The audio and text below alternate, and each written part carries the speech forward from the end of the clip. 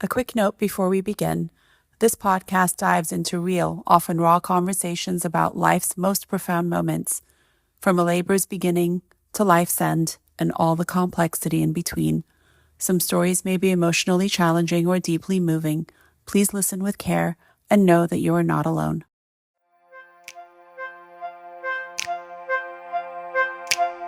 Welcome to the Mamatoosa Podcast.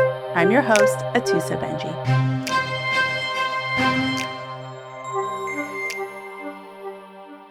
Hi. Hi. Welcome to my podcast. Thank you. What's the name of the podcast? This is the Mamatoosa Podcast. Mama meaning midwife, Atoosa meaning my name. Mamatoosa it is. I love it. And it's literally conversations with a midwife. So people often are like, oh, is it all about babies? Is it all about birth? And the answer is no, it's not. It's all about birth and life and everything in between. But today, it's all about my BFF and old friend from back in the day. Way back. The one, the only Reza Farahan. People will often ask me, like, do you know him? Like, do you really know him? Is he like that? What's he like? Like, how do you know him? And the answer is, I know him. I know him very, very, very well. And if I may say, I have been friends with him longer than any of the people on any of the shows that he's on. Would you agree with that statement? 100%. One of my oldest and dearest friends, definitely someone I consider like a sister, like family, transcending any sort of, like, we go back to childhood. Literally, like pubescent 13-year-olds. Absolutely. You were one of my first friends in America. I had just emigrated, and people would tell me about this kid named Reza. And I didn't know Reza because you went to a different school than I did, but we were all going to merge into high school together. And I think we met like in the very first semester of 9th grade. We met, I think, at the public library. I think I met you before we went into high school. And so, like, once we got to high school, it was like a wrap. I was thinking about this morning, actually, where you and I bonded on some very unspoken level. And I'm wondering today what that unspoken level was, because I have some ideas about it. I'm sure you have some ideas about it. But I think that as 13-year-old immigrants in a difficult time in our lives and difficult time in the world, especially for our community, we resonated in a way that the other people in the class didn't necessarily understand. And there were often rumors of like, is he your boyfriend? And I was like, no, bro, we're not having any sort of like that kind of contact. They're like, yeah, you're with him, right? I knew that we were not romantically involved. I had a heart connection with you. And so when people would make assumptions, I would laugh it off so wholeheartedly because the friendship was so sacred and so real that I don't think anyone could have fully understood it. I think that for me, I recognized something in you that had me gravitate towards you. It was something nonverbal. It was non-spoken. But if I look back on how many people were in my life during those high school years at Beverly Hills High School, and how many of them that I'm close to on this level, I can count on one hand how many people I still communicate with and I feel connected to on like a cellular level. And honestly, there were people that were in my life that I thought were like blood relatives, but there was just something missing. And as time evolved, they fell by the wayside. But I knew that there was something, we were very close, and you were very different, even though you had a very similar trajectory. Interesting, right? Yeah. But there was space in your head and your heart that was different than a lot of these other girls who were very superficial, and it was like, what's your address? What kind of car do you drive? What's your bank account? And those were the only things that mattered. And with you, that wasn't the case. You were definitely different in a good way. And I feel like there was something that recognized. Yeah, I think we recognized that we attracted each other based on some sort of marginalization that we were either already experiencing or we were about to see happen in high school, because it was way before high school that we met. I'm going to tell you how I saw myself. You tell me how you saw yourself. So I was a 13-year-old girl. My mother had just passed away. She died in December of 1986. And she died very suddenly, very tragically. I came home one day, I found her on the floor dead. And we very soon thereafter emigrated to the United States. We were actually supposed to emigrate to the United States. We had actually been waiting for our visas for my entire elementary school years. So we left Iran when I was about 4. And then we waited, 8, 9, 10 years until we got the green cards to be able to come. But she died like that week. We got the green card and she dropped dead. So she clearly was not supposed to come to the States. But we actually left England, Manchester, England, with the same tickets that we were supposed to travel with her, -1. So she died and we moved within the month. And I went from a very prestigious English countryside boarding school that kind of looked like Hogwarts in a lot of ways to boom in the middle of Beverly Hills. And the culture shock, I mean, losing my mother was one thing, emigration was one thing, but the culture shock of Beverly Hills was something else. So I was the girl in the class that had no mother. It was second semester of 8th grade, which sucks. Like, it sucks in your body. It sucks socially. It's just a strange time. We didn't fit in, didn't have the money, didn't have the clothes, didn't have the car, didn't understand the culture. Where did all these Persians come from? There were more Persians in one class than I had as friends in my entire lifetime in England. And so adjusting to this was something very new. And so by the time I sort of started to open my eyes and make friends, I had to very quickly decide who's going to get me. And there were many people who didn't get me and who I didn't get, and who clearly had a hand up, like, you're not really welcome in this circle, to which I respected, because I wasn't going to fight my way to get in. But I sort of came in like this girl just looking around, trying to find safety. So for me, if I take myself back to the same time, I was a kid who didn't realize that I was in the minority of the minority of the minority of the minority. Mm-hmm. That I came from a mixed religious background where my mother was Muslim and my dad was Jewish. And if you know anything about Islam or Judaism, in Judaism, your mother has to be Jewish, and in Islam, your father has to be Muslim.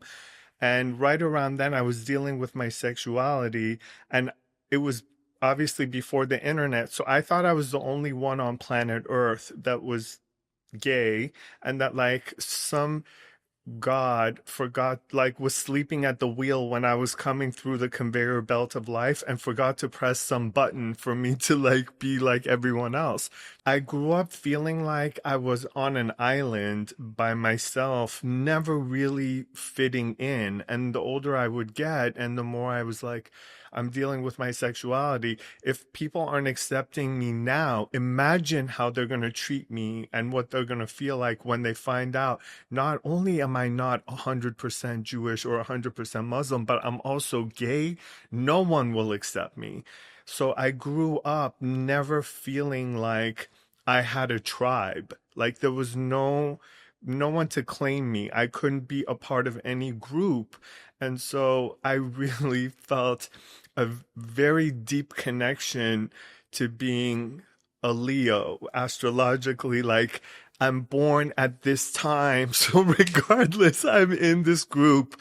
And it was really interesting because I grew up with a green card as well. And I used to have this recurring nightmare as a teenager that somehow I got caught up in a crime that was a felony, and as a felon, if you are not a citizen, you can be deported back to the country of your birth. So in this dream, I'm in Iran in a hospital, and the doctor is telling me, listen, bro, by the way, you have full-blown AIDS. You're gonna die of AIDS. And not only that, I want to let you know when you left Iran, they fucked up on transcribing and translating your birth certificate. You're a Virgo. You weren't even.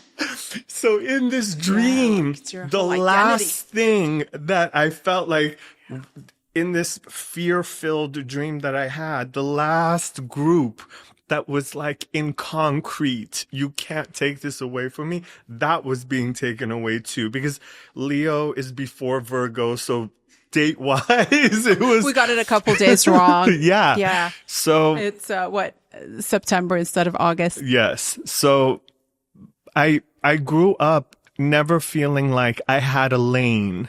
And I gravitated towards people who had compassion for people like me, even though now looking back, I wish I had more compassion for myself and I was more comfortable with just being who I was at the time.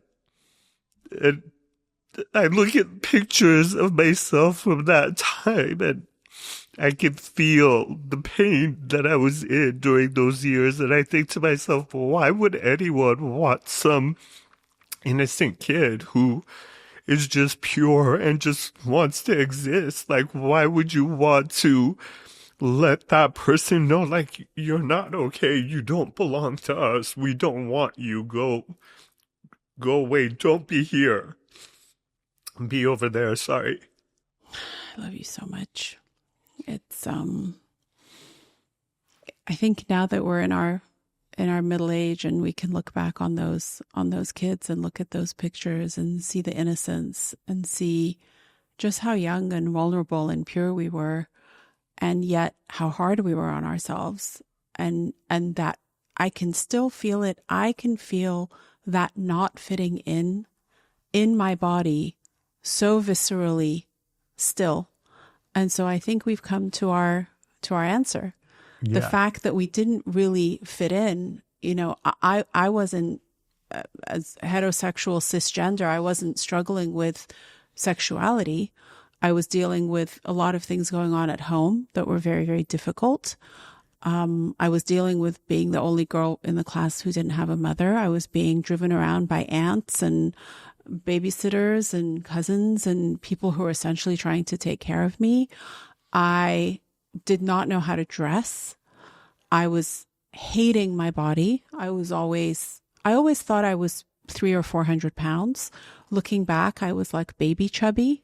And I think you and I resonated with each other on that too, where our bodies were not fully accepted amidst the groups that we were in, especially growing up in a Beverly Hills high school. And I remember we ate together and we dieted together. Yeah. Do you remember some of those things? Course. Do you remember your Yoplait diet? No. You went on a Yoplait diet. You don't remember?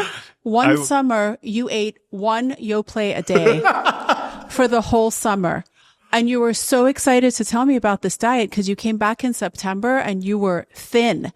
And you were like, Toos, I'm telling you, it's the Yoplait. Dude, I think and I think it was pineapple Yoplait.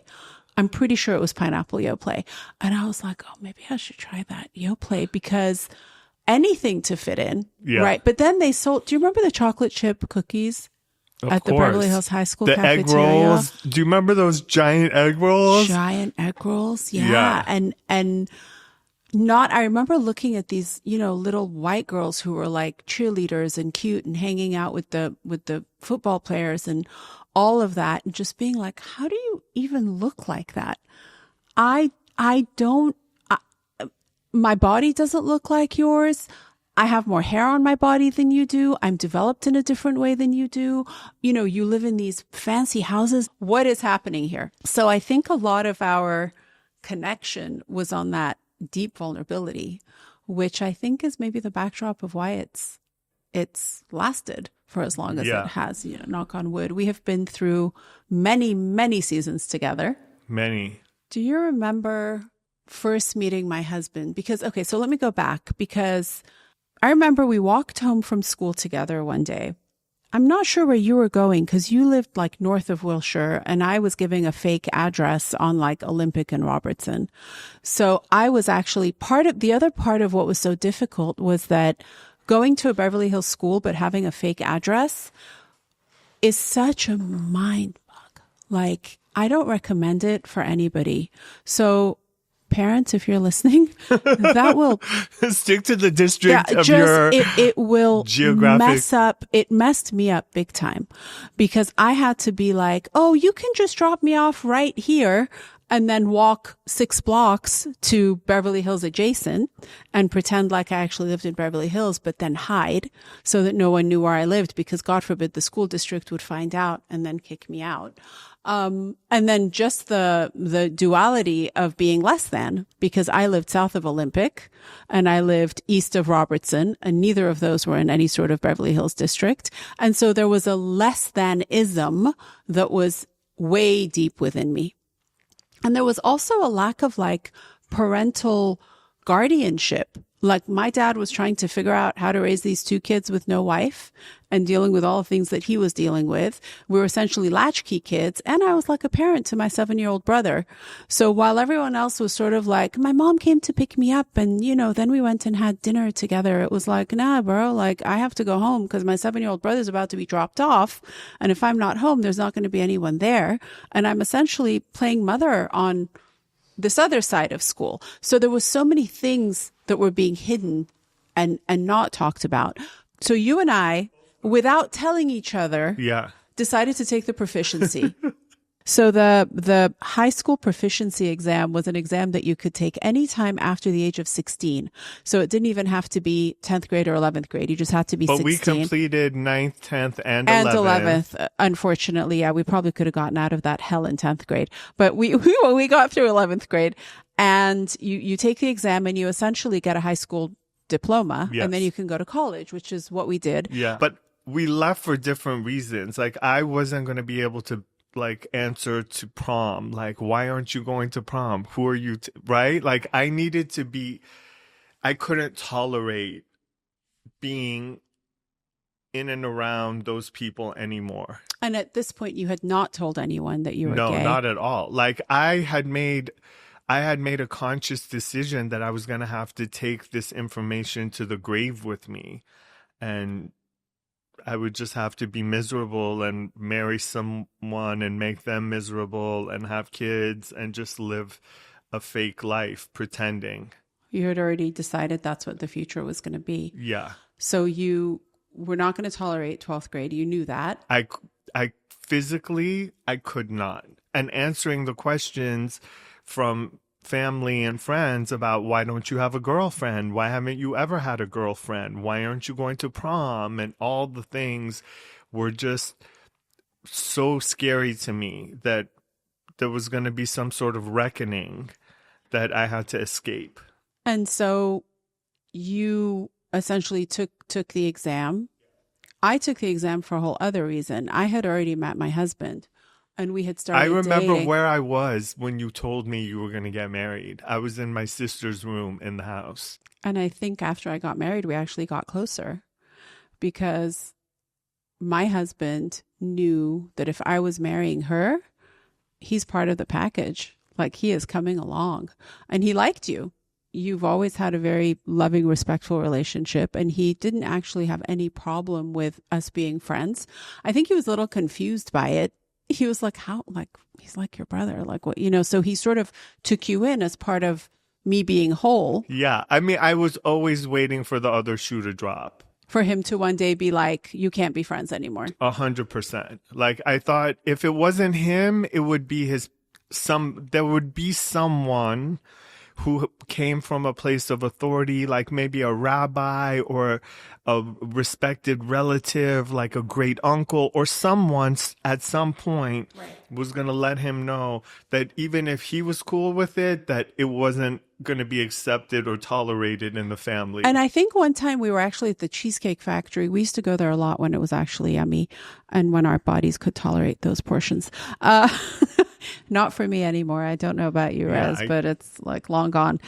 And we were sitting outside. I was newly married, and we were with a friend and me and you, and we were on Beverly Drive, and one of my aunts walked by, and the next morning called me and said, تو شوهرت خونه است؟ بیرون نشستی با 2 تا از دوستات وسط Beverly Hills داری شام میخوری? Which essentially is, your husband's sitting at home alone and you are outside on the streets of Beverly Hills dining with some man and a woman. It's inappropriate. Like, wrap it up. And I actually brought it up with my husband, and he was like, whatever. It just completely didn't faze him at all. There was never a point in our friendship where my husband did not have full respect and an inclusion like of I you. said, there it was. It showed up. There it was. Yeah. It definitely showed up, but there was never any credence given to it, because it was like, he's blood. Like, he's literally part of my DNA. It's not, you're not going to separate us, you know? So I got married. You went to college. No, we went to SMC together. Those were some of the best years. Do you remember that French girl? Yeah. His girl, there was a guy named Maxud. Oh, yeah, Maxud. We went to a brewery, like a pub somewhere off of Sawtell. Oh, no, yeah. what was it called? Yeah, we had dinner with them. We did. He was going to be an accountant. But there was that girl who you got into a fight with. Rez, you were a fighter. I was feisty. Tell me about that anger. I mean, there was a lot of rage inside of me. Did you feel misunderstood? Did you feel angry at people? Did you want to get back? What was it? Did you ever? I know we've both done a lot of work on ourselves. The fight inside of you was fiery. Yeah. So here's the other thing you don't know. I had written a series of like fuck you letters to all the people that were important to me in my life. So as the coming out started happening and I knew I couldn't like keep it a secret any longer, I wrote letters to people just in case it went left, that like I had something very specific and very articulate with like specific things in each person's letter that, you know, if you're not accepting me, these are all these things that are deplorable, yet I'm just telling you something that I can't control. This is who I am. I didn't choose to be this way, but you're not accepting me and you're shutting me out. Here you go. Just know that how you feel about me, this is everything I think about you. And I never had to give one of those letters out, not one, which I'm shocked and I'm blessed. And I feel like that anger and rage of like not feeling accepted or like subhuman or whatever was wearing on me. And so once I found my community and I came to terms with who I am, and it started to all like, and dissipate and like fall by the wayside.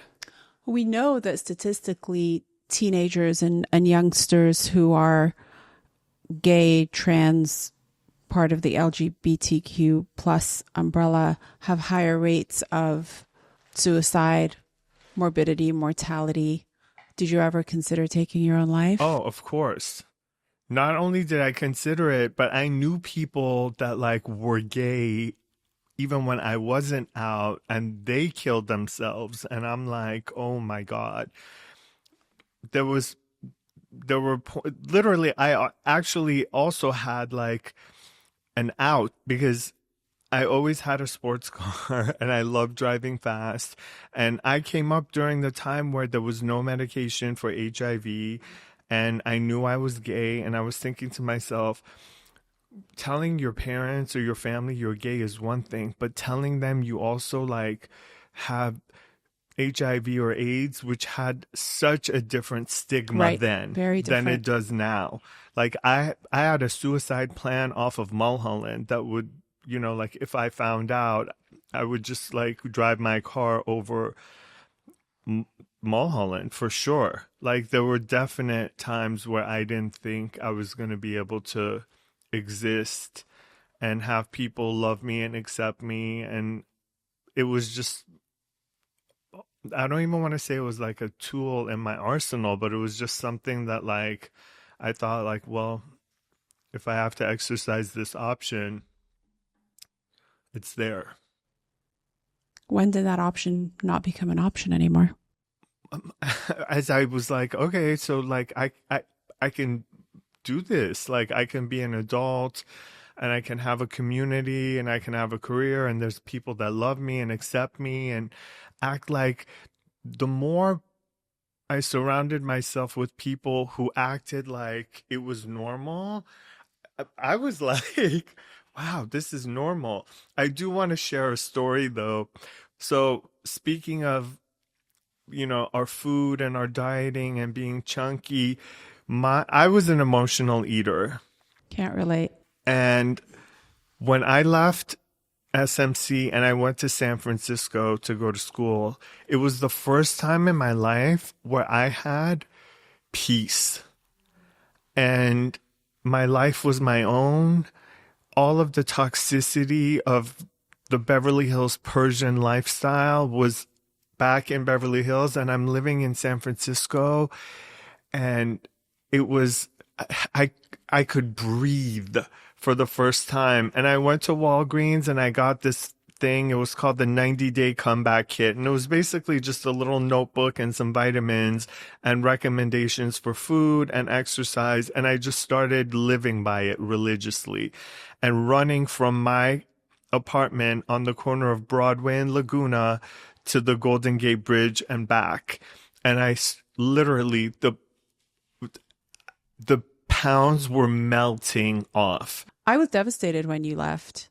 And I remember as you're talking, I can imagine the pain that you might have felt with the notion or the possibility that this one girl who essentially was marginalized with you is now joining mainstream with getting married very traditionally, getting married to a man older than her and setting up shop to live this life. How did that feel? It was devastating because I was like, it felt like the mafia, that you were in it and there was no matter what, there was no escape. And I was going to come and celebrate you and your wedding, but essentially that you were in the mafia. And once you got married, that it would be a wrap and that you would be behind, a wall that was not accessible to other people that were not members of that mafia. What made you believe that we were going to remain friends? Was there a turning point? Was there no, it was just, happened? it was like small deposits in a piggy bank. It wasn't one thing. It just was like over time. And there wasn't anyone, including you, that could have said to me at the time that would have made me believe anything other than you were going off and that I would never see you again. Like you were going to war or like it was a wrap, right? But it was just consistency and time that was going to be the only thing. And that's at some point I realized like, okay, this is how you're able to live. You can have space for other things other than like these photos that I see with like the grandma and grandpa and the husband and wife and like all the kids and everyone's dressed the same. And it's this big fancy house with photos of them in gilded frames. And it's this facade that they want to show the outside world, but the only people that are allowed to get close to it are other people who are living that same life. Those same pictures, that same facade, essentially, the same facade. So many things I want to ask you. I loved the time that we spent together when I was a young mom and you were finishing up college and getting ready to start your life as an adult. And we used to take my oldest daughter, Ariella. All my kids call Reza Uncle Reza, and have, a very special place in their hearts for him. But I was in college and you were in college and we were taking these classes together. You were going to go to architecture school. I got pregnant. I had a baby and the friendship continued. Not once did we talk about your sexuality. I mean, I didn't feel comfortable. It was just a product of the time. I remember you were telling me you were dating someone named Nick. Yes. Nikki. Nikki. Yes. And I asked you very clearly, I said, what does Nikki stand for? And you said Nicola. And I was trying to share my life with you because we were very close. We were. And, I wanted to tell you about the things that were going on in my life, but I was 1 foot in, I was very afraid. Yeah, trepidatious, for sure. And your husband was older and you guys were more religious. And so I considered you more conservative and not so open. This was 1992, 3. This was a different early 90s, different era, different time. I mean, I can tell you a story from my own family that also contributed to not wanting to be very honest. I had an uncle who's no longer alive, but he used to live in Spain and he was here on a vacation. And my dad used to have a rug gallery on La Cienega Boulevard. And to go from our house, you would drive through West Hollywood on Santa Monica Boulevard and make a right on La Cienega to get to my dad's business. And there was a place called the Santa Palm Car Wash, which is still there. And there was a billboard above it for Atlantis Cruises, which was a gay cruise line. And it was 2 men with their arms around each other. And he had gone to my dad's business, come home to my parents' house, which is where he was staying while he was in town. And he was sharing that he had seen this billboard and how disgusting it was and how all of them should be rounded up and put on an island together somewhere. So it's like all of the jokes I would hear, all of the stuff that I was hearing in and around that time didn't make me feel safe at all sharing that information with anyone because, all of the signals and the cues were like, this is bad, this is gross, this is not okay, we don't want to have anything to do with this, keep it away. And it was very hard to be close with people and feel safe enough to share that information without thinking that I was going to be cut off or hear something really devastating from someone that I loved or cared about. Rest his soul. Your father was my first job was a teller at Security Pacific Bank. And 9000 Sunset. 9000 Sunset in West Hollywood. And your dad was actually one of my clients and he would come in daily. And I remember he was always dressed impeccably. He always smelled good. I could smell him from the other side of the teller table, and he would come in daily, very respectful, very sweet, always come to my window. And I had a deep love for him because he was my Reza's daddy and his business was right down the street. I remember thinking of your home, actually 213 North Doheny. Looks a little bit abandoned right now. I actually walk and drive past it all the time. And with my girls, they're like, that's Uncle Reza's house. What happened to it? It looks like Sleeping Beauty is like sleeping in there and someone needs to come give her a kiss and all the flowers need to come back alive. So I used to fantasize that house would, because my parents would fight. I used to fantasize that house would burn down when we weren't there. Because as a young kid, I thought all the problems were within the 4 walls of that house. That if that house wasn't there, that if we lived somewhere else, there would be no problems in our household. So it's still very hard for me to drive near there or go by that house. It's I don't have closure, or it still holds a lot of peace around it. Yeah. There's not peace around it. I remember looking at you as let's say we were 14-year-olds, for example, and your mom would pick you up, and I envisioned you going into this perfect Beverly Hills house. Dinner was always made for you. Daddy would come home from selling rugs and antiques, and you would sit at this beautiful table, one girl, one boy. You were the quintessential Beverly Hills family. Yeah. And you knew about things that I had no idea about. And I was like, this kid giving a fake address, living this pseudo normal life, at Beverly Hills High School, about to get married when all of my girlfriends were like 16 and they're like, what the hell are you doing? Like you're making the wrong decision here. I remember Sanam telling me that Selena and Sanam were both horrified. They were like, who the hell is this guy coming to marry you? But I knew very, very early on in dating my husband that he was the one. And by the grace of God, here we are. I remember very shortly after you moving and you coming out about your being gay, which actually was of no... Reza, I can't describe to you enough how I didn't care. It was that what people would say or the notion of like, oh, he's gay, like it... I can't,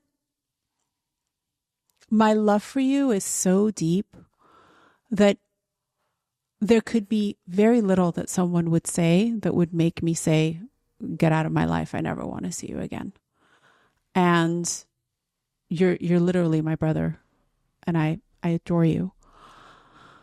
Tell me about your early years as a trainer and getting into the real estate world. So I was living in San Francisco, going to school, and my dad and my mom and dad were actually going through a divorce. And my dad was like, your mom's car is mine in the divorce settlement. I need you to sell it and send me the money. And I just remember like, okay, the party's over. Like, the time where I got to be like free and live my life and do what I wanted to do in San Francisco was over. And now like my mom, whose English isn't where it needs to be, who was a really amazing homemaker and took care of me and my sister and gave my dad the best life. Now she's going to have to worry about how she's going to take care of herself and, dealing with all of that. So I came back home and I started working as a personal trainer, and I excelled at it immediately. I went from having a couple of clients to having 8 clients Monday through Friday and 7 clients on Saturday, but Saturdays were 7 in a row. So I would work from 6 to 11. I was free from 11 until 4 or 5 p.m. and then I would train until 8 p.m. And I did that for years and I loved it. And I hit like a ceiling. And I'll never forget, there was a gentleman by the name of Alan Long who was a client of the gym. He owned DBL, which became Sotheby's. And I would talk to him about real estate the whole time he was there.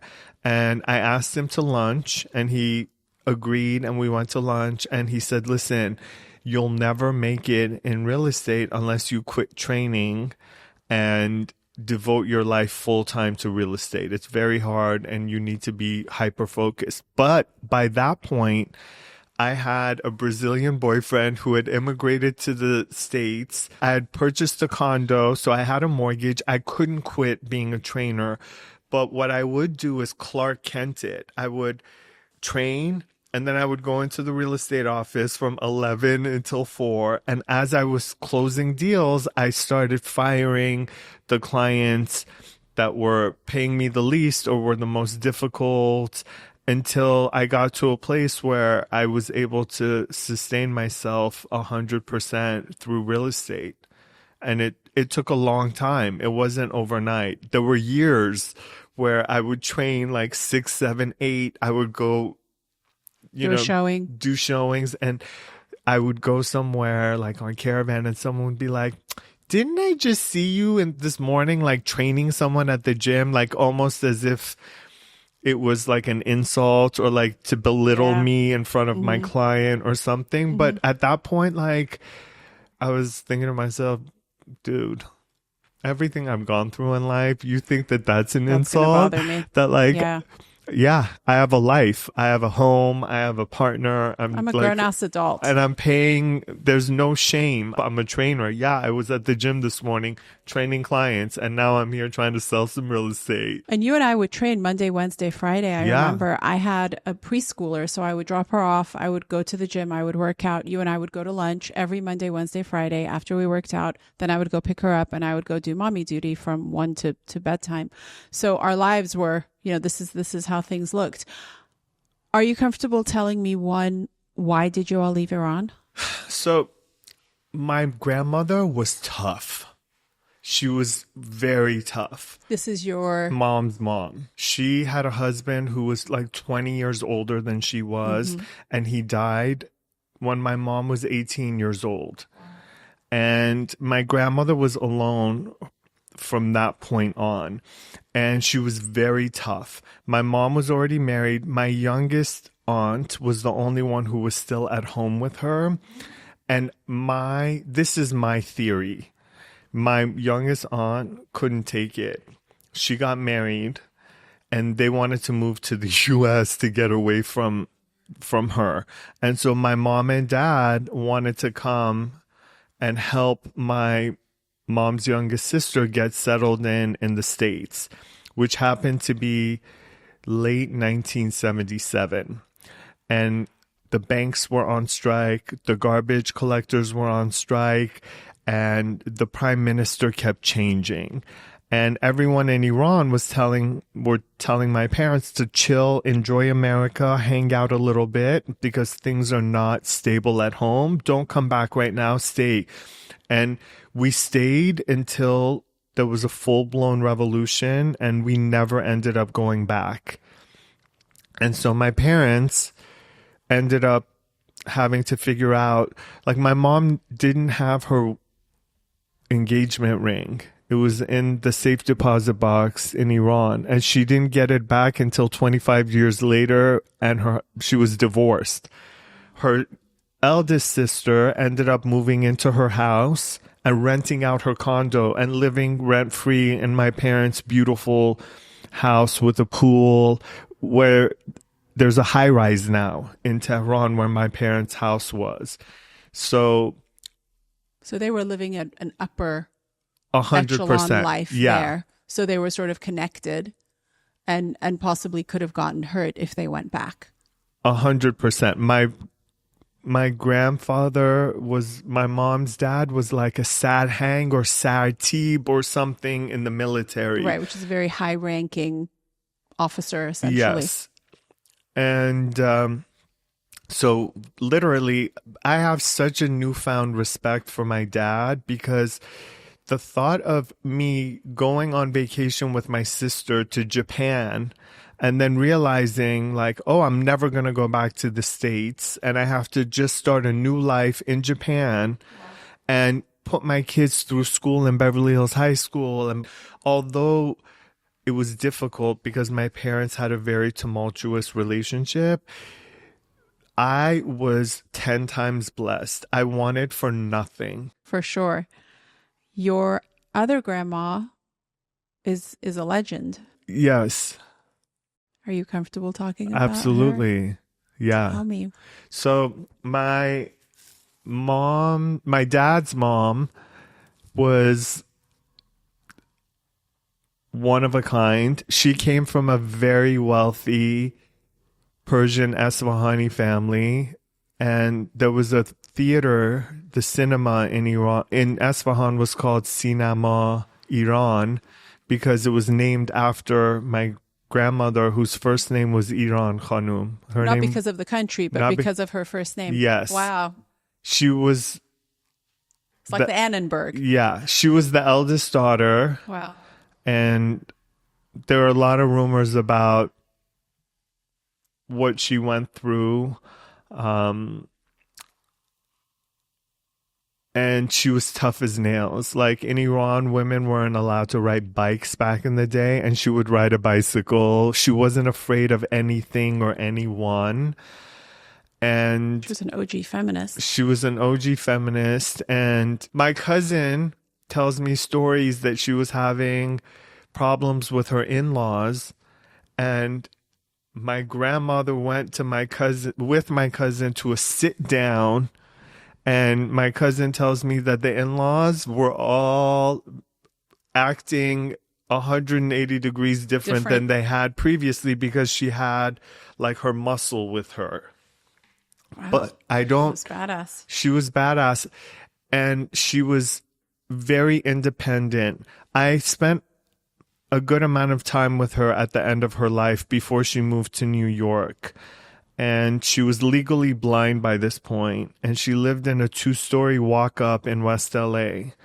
And she used a cane. And we got to her house, and she lived on the 2nd floor. And I asked her if I could help her up the stairs, and she said no. And she handed me her cane, and she faced the handrail, and she walked up holding onto the handrail sideways until she got upstairs. Wow. Very independent. And when I got her inside, she was tough. And I asked her if her independence was as a result of her alienating people in her life, or if it was as a result of her DNA and who she is as a human. And she said very honestly, probably both, in Farsi to me. Did you forgive her towards the end of her life? I know you had a tumultuous relationship. Well, she never told me that she loved me. She never called me for my birthday. My dad supported her for her majority of her life. She lived 10 minutes away from us, and she never saw me, or in my mind, she never wanted to have anything to do with me. And it was very hard for me to know that I have this relative who's so closely connected to me that doesn't love me or want to have anything to do with me or want to see me. And because of you're the product of a marriage that was interfaith. Yes. Essentially. Yes. And 2 things happened. One time, my mom said to me, she said that sometimes the gift that people give you is not being around you. That maybe you weren't supposed to be exposed to whatever it was that she was thinking or feeling. And that was the gift.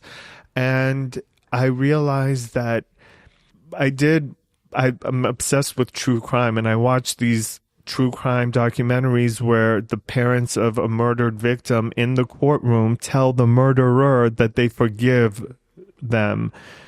And I realized at some point that the forgiveness is not for the other person. The forgiveness is for yourself, and that she wasn't going to live rent-free in my head and in my heart with me constantly thinking negative things about this woman who didn't love or accept me, that there's so many people in my life that love and accept me. I should make space for those people as opposed to, ruminating on this relationship that could have been.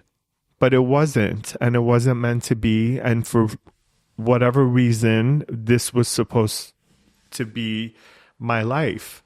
And that I was supposed to have 2 grandmas, one that was 10 minutes away who didn't want to have anything to do with me, and a mean one that lived in Iran that I got to see probably a handful of times in my life. What a journey.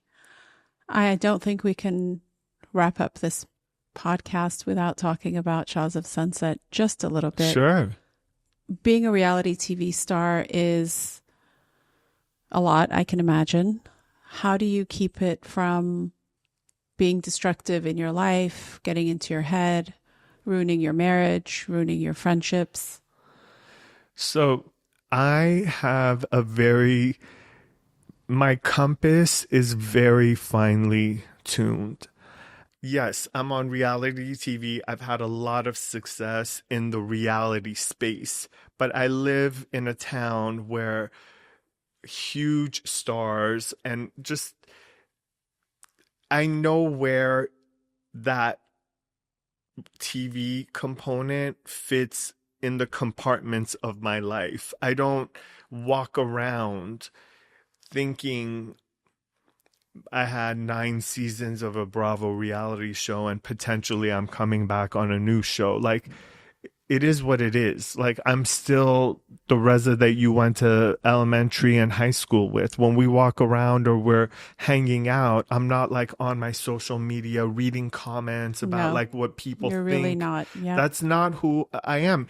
It's something that I manifested. It's something I'm very proud of because we achieved success without any help. We didn't have a housewife that launched our show. We achieved success. Like, what reality show has 9 seasons? It's kind of unheard of. So it's something that I'm very proud of, and something that so many people don't know, that I feel like we helped change the perception of Iranians and Middle Easterners in general. I grew up in a post-hostage crisis. Like, if you saw the movie Argo, you know about the time that I came up in this country. So we were hated. And then shortly after, 9/11 happened. So it was like Middle Eastern. We fell into a group of demonic people that didn't love the United Terrorists, States. essentially. Is essentially terrorists, like you said. But what Shahs of Sunset did for me was normalize me, because people would tweet me, "I wish I was Persian." Wow. And it was such a crazy phenomenon to think like these people are watching, they do salamati, or, you know, they Cheers, yeah. picked up little things, Yeah. and they felt very connected to our culture, our music, our food, and the way Iranians celebrate in and around family. So I have a lot of pride in the way we helped change people's perception of Middle Easterners and of the people. Like, there were kids in Beverly Hills High School that I was with them on TV for their whole high school career. There are a handful of Persian kids that I can point out, which I would never do, but I could tell you who they were because they had my cell phone number, and days where they were at school and they had a tough time, they would text me and they would say, because they're more effeminate or whatever. And I helped them through that whole time. And there's so many people that reach out to me and they're like, just you existing and showing that your family and friends love and accept you, it opened up space for us to have conversations about sexuality at our dinner table. And so I feel like I helped, and that makes me feel very good about myself. You helped, you are helping, you are influencing, you are saving lives. I know that you're a tremendous advocate and a tremendous support for children who are gay, especially within the Persian community in our circle. I also know that you're a real someone that people look up to. I mean, I'm sure you remember I was sitting in a cab in Costa Rica, and I said to my husband something about I have to call Reza when we get back. And the Costa Rican taxi driver turned around and said, "Reza, you know Reza?" Because he thought like there's only one Reza in the world. Well, there was only one that he knew. He goes, "From Shahs of Sunset?" And I was like, "Yes." He goes, "He taught me how to flip houses and sell them. And I have my career because I was inspired by him." And I said, "Do you want to talk to him?" And he lost his mind. And I called you. You picked up your phone with grace and with humility. You said, "Yeah, put him on." And it was the highlight of his day. But you have always walked with such grace and such humility. And I will always say that may you all have a Reza in your life. You have always shown up. And I pray that we continue to grow old together, that we celebrate life's beauty together, that we have very few challenges. And if we do, I know that we're there for each other. Absolutely. I love your husband. Shout out to Adam, who is just a pleasure. And I just want to say that if I could go back to 1988 and I was walking home with that little boy, I would put my arm around him and I would say, I love you so much. There is nothing wrong with you. There is nothing other than sheer perfection in the way God has created you. I'm lucky to be holding your hand. I'm lucky that you've chosen me as a friend. And I wouldn't want you to be any other way than the way you are right now. And I will always be here for you. Thank you for that. Thank you for being my guest. I love you. Love you too. All right. So, viewers and listeners, you might be wondering why the set has changed. The set has changed. It's and a different our outfits day. are different. Our outfits are different. Hair and makeup is different. And hi, Josh. Josh has set up our set differently. So it's a whole new day. And the reason why I asked Reza to come back, we actually just had lunch together and caught up a little bit, as we do, was there were a few things that I didn't discuss on the last recording because we ran out of time and there was so much to talk about. But there were a couple things that I really wanted to talk about real quick today. Number one, tell me about your book. Book is coming out in April. It's called Memoirs of a Gay Shah. I love that title. And obviously it's a play on the A title Gay Shah. of Memoirs of a Gay Shah. And it's just the story of me coming to America, growing up in Beverly Hills, dealing with my sexuality, landing a reality show and all of the shenanigans that you were there for so much of it. So, you could have helped write the book literally just because you shared in real time a lot of the stories and anecdotes and feelings that I share in this book. So I think it'll be a trip down memory lane for you more than anything. And just an insight into who I was and how I got to where I am. And I was deeply honored to be mentioned in the book in that first page. Absolutely. I was in tears and really honored. A list of people in my life that are, either family or chosen family, and you're amongst a very small group of people that I consider closest to me in the world. So, of course, I was going to give you a shout out. I love you.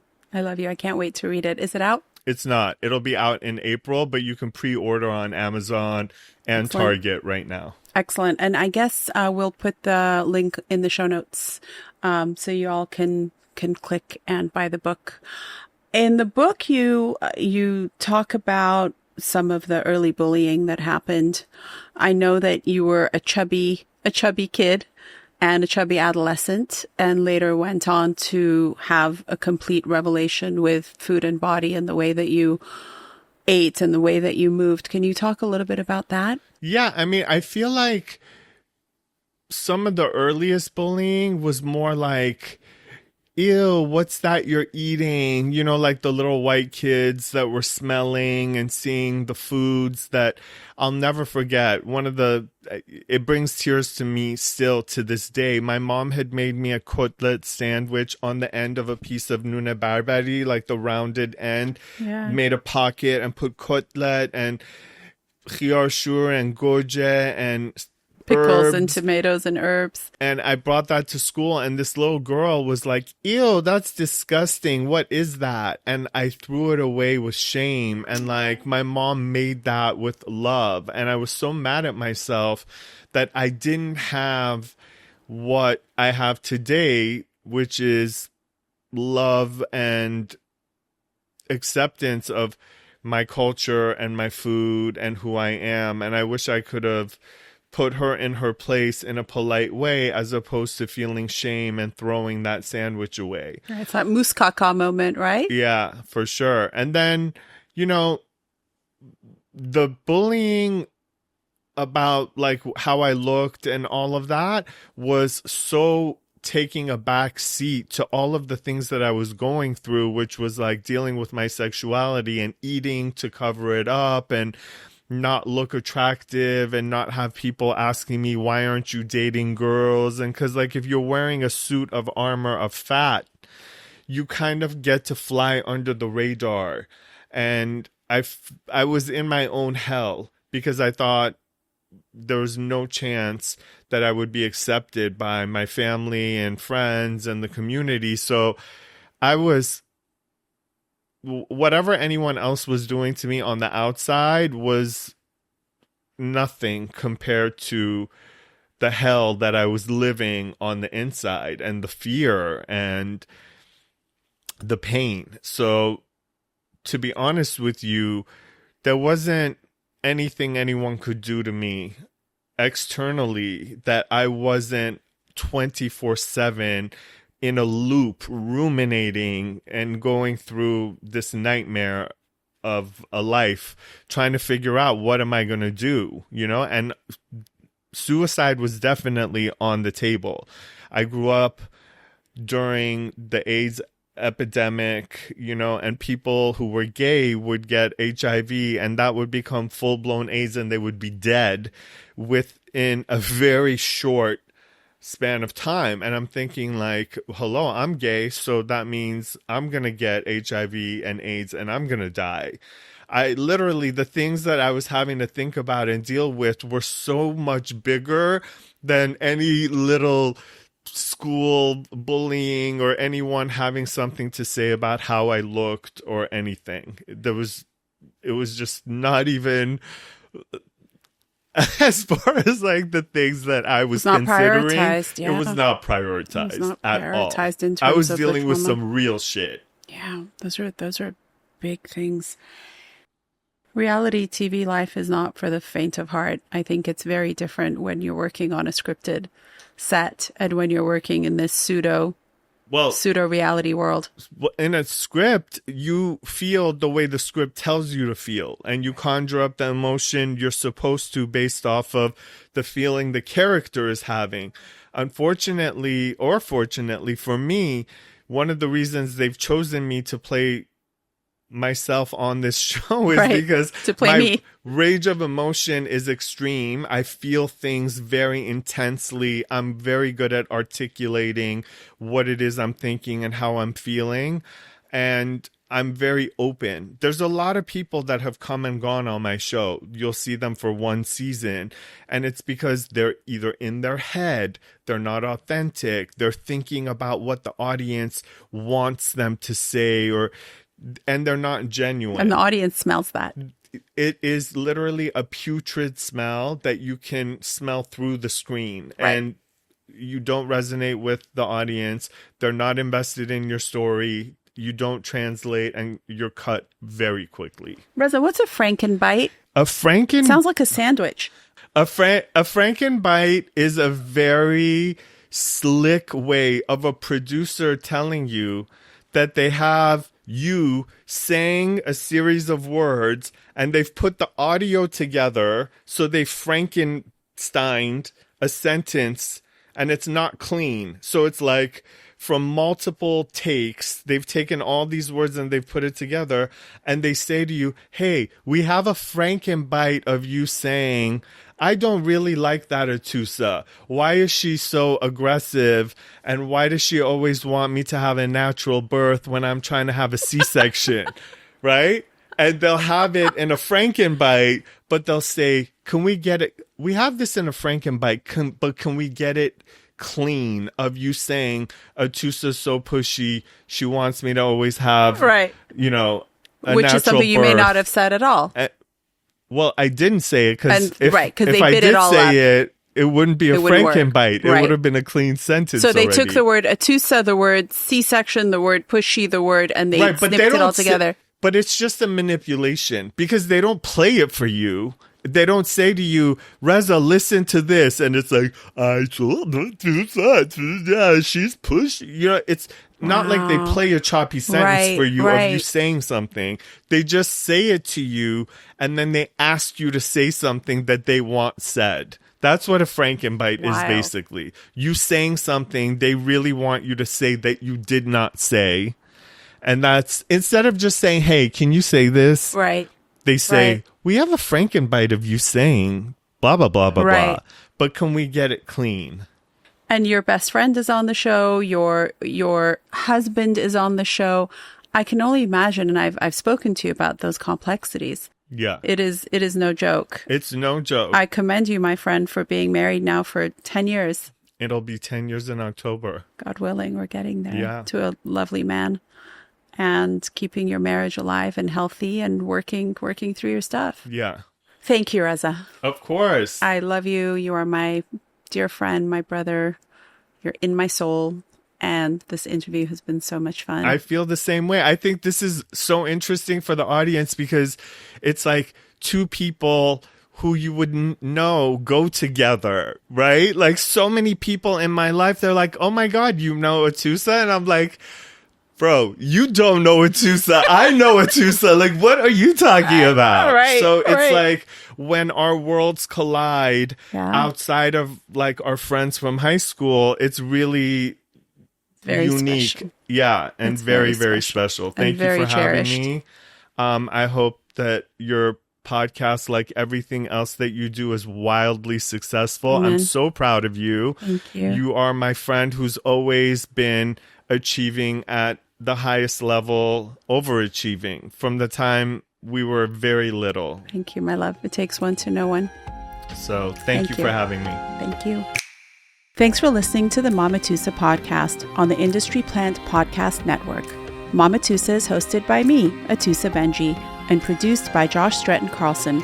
Our theme music is composed by Mary Lalazarian. If you enjoyed the podcast, please consider leaving us a review and subscribing. See you next Tuesday.